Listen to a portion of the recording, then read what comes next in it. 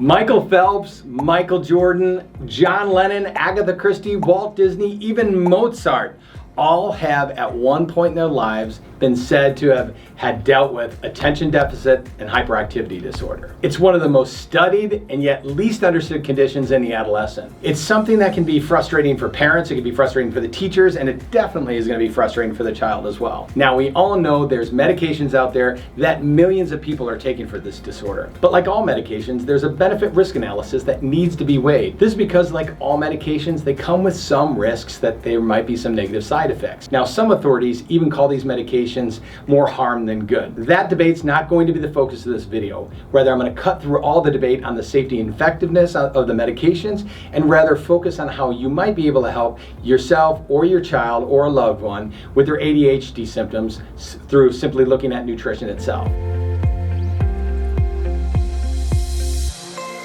Hi, I'm Dr. Davis, founder of DavisNutrition.com. With over 20 years clinical experience treating thousands of patients, I strive to make clinical nutrition easy to understand and the supplement buying process even easier. Also, if you love to make healthy meals, click on the link in the description below for my 10 favorite recipes.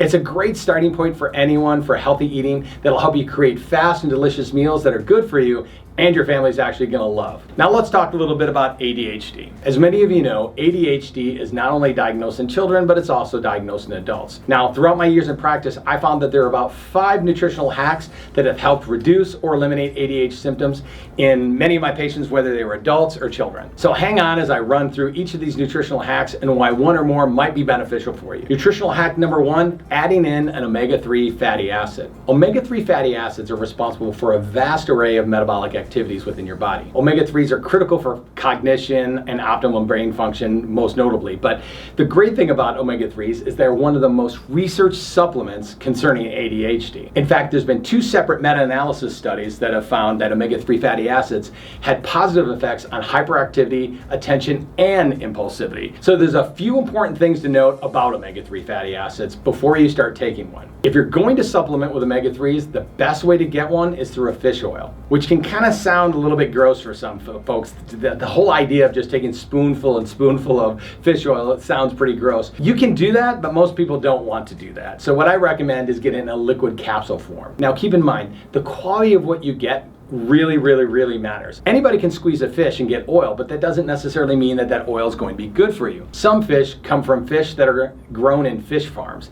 They spend their entire life in these toxic environments eating fish food made from all kinds of things that you wouldn't find a fish eating in their natural habitat.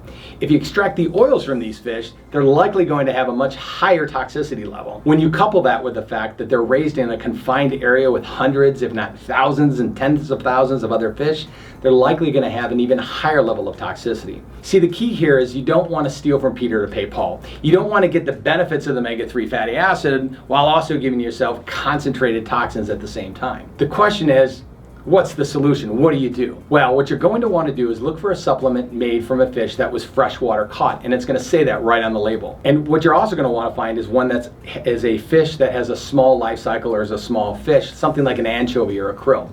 Now, the reason you want a freshwater caught fish is because the fish is caught in fresh water, and it's been in its natural environment eating the plankton and micronutrients that are necessary to create the high quality omega-3 fatty acids within its body, and that they would extract through the process, making it into a fish oil. Now, the reason you want a small fish is because when it's small, it's at the bottom of the food chain, and therefore it's not consuming tons of other fish in its lifetime, and therefore it's not going to have the concentrated toxins that happen as you go up the food chain. See, the thing to understand is each step up the food chain you go, the more likely it is the fish has concentrated environmental toxins such as PCBs or heavy metals. So you're going to want to buy a supplement that's made from a fish that's freshwater caught and is a small fish.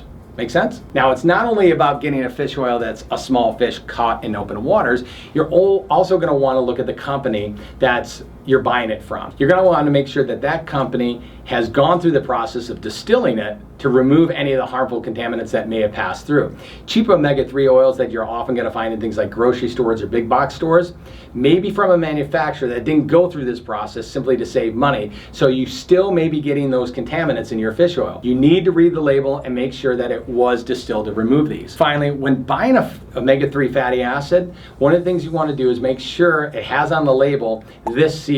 This seal indicates that it has been third-party tested for quality, consistency, and purity. That means that a third party has independently tested it to make sure there are no contaminants and it's of a high quality. That way you're going to be able to ensure that what you put in your body is of the highest quality. Now the last thing I want to say about omega-3s is all about balance. There are two components of omega-3 fatty acids called DHA and EPA. I'm not going to go into all the biochemistry behind these, but the thing you need to know is I generally recommend that you get a ratio of 1.5 to 2 times EPA to DHA. That means there should be 1.5 to twice as much EPA listed on the bottle than DHA. When you keep that in mind, you're going to get the proper balance and you're going to be getting the highest level of quality that you can from your omega-3. Nutritional hack number 2, zinc. Zinc is an important metabolic mineral that we all take in our normal diets. In fact, as it relates to ADHD, one study showed that there's a 40% decrease in the psychostimulant usage when zinc was added to the diet. What that means is there was a 40% decrease in the need for ADHD medication when the patients simply added in zinc into their diet. I don't know about you, but that seems like a pretty good trade-off to me. People often ask me as far as how much to take. In general, I say 20 to 25 milligrams of zinc daily is safe for most children and adults without having to run extra blood work beforehand. But if you have any concerns or questions about how much to take, seek help from your natural health care provider. Nutritional hack number 3 is vitamin D. Now, vitamin D is necessary for our bodies to function properly no matter what. It's critical for brain function and hormone function. In fact, vitamin D is considered to be a hormone itself, and it has effects on other hormones within our bodies. What's great about vitamin D is our bodies naturally create it from the sunlight. Unfortunately, many Americans are deficient in vitamin D as of now. Recently, research has shown that many ADHD kids are lower in vitamin D than children without ADHD. So it's one of those things you might want to consider adding into your diet. Playing outside in the sunlight is absolutely great for anyone dealing with ADHD, and as little as 30 minutes a day can provide adequate amounts of vitamin D production within your body. However, some people still might benefit from supplementing vitamin D in addition to that. Bear in mind, it's also important to find a vitamin D that also has K vitamin in it, or K2 vitamin in it. This will allow for the proper absorption of the vitamin D, which is really important. So make sure your vitamin D also has K2 in it. Moving on to the 4th nutritional hack, and that's a multivitamin. Why a multivitamin? Well, think about it. The standard American diet is pretty poor. It's referred to as the SAD diet, or Standard American Diet, SAD. It's often deficient in many of the vitamins, nutrients, and minerals that are necessary for just basic biologic function. This means that hormones might be negatively affected, blood sugar is negatively affected, immune system negatively affected, brain function negatively affected. It affects a lot. That's why it's so important to supplement the standard American diet with a nutritional supplement to provide those vitamins, those nutrients, and those minerals that perhaps we're not getting into our diet. Nutrients are the base upon which every function in our body is running. They're critical, especially when you're dealing with ADHD. Nutritional hack number 5 is magnesium. It's one of my favorites because it's shown to calm hyperactivity in a lot of people with ADHD. But that's not all. It helps balance proper norepinephrine levels by blocking its release.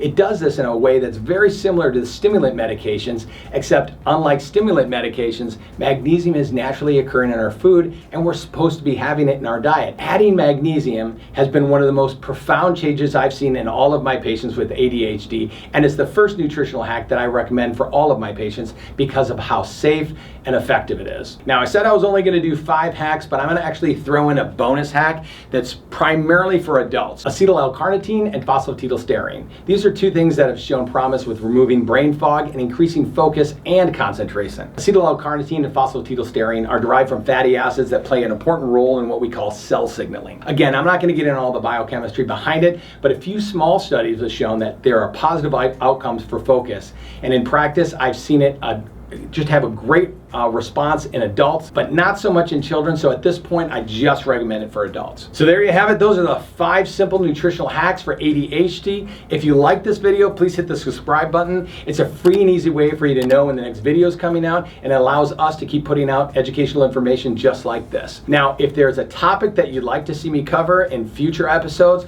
put it in the comment section below. I read every comment and we'll try to include yours in the requests. Finally, if you'd like a high quality source of nutritional supplements for all your health needs, go to davisnutrition.com and you'll find a complete line of high quality supplements right there. Until next time, remember, health is by choice, not chance.